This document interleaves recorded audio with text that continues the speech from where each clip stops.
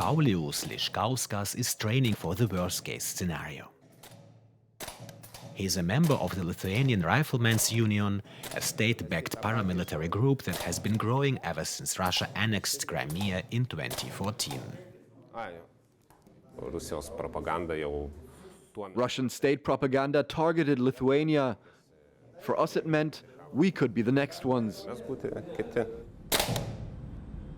Especially if you live here in the so-called Suwalki Gap, Lithuania's only land connection with its Western NATO partners.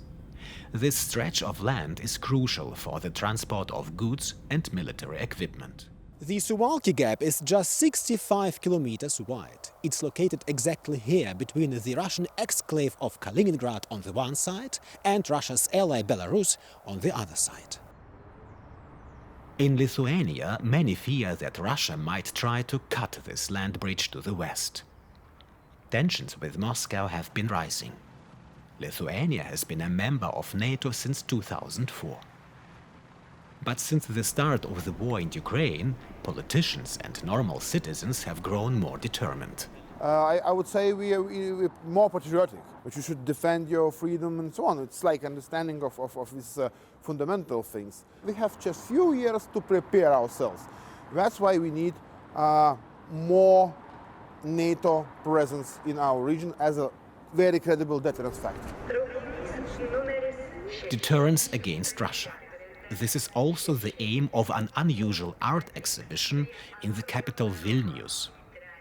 This train from Moscow stops twice a day here on its way to the Russian exclave of Kaliningrad. Russian passengers are not allowed to get off, but they are confronted with photos of war outside their windows.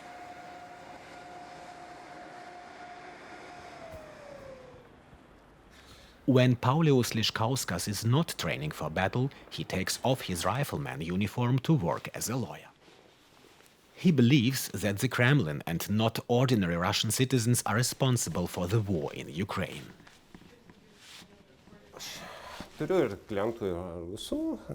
I have Russian clients that I keep in touch with.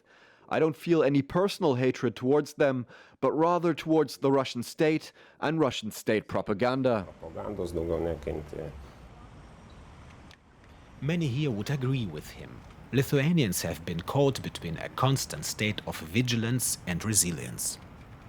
But with the onset of the war in Ukraine, people living in the Suwalki Gap are looking to the future with even more concern.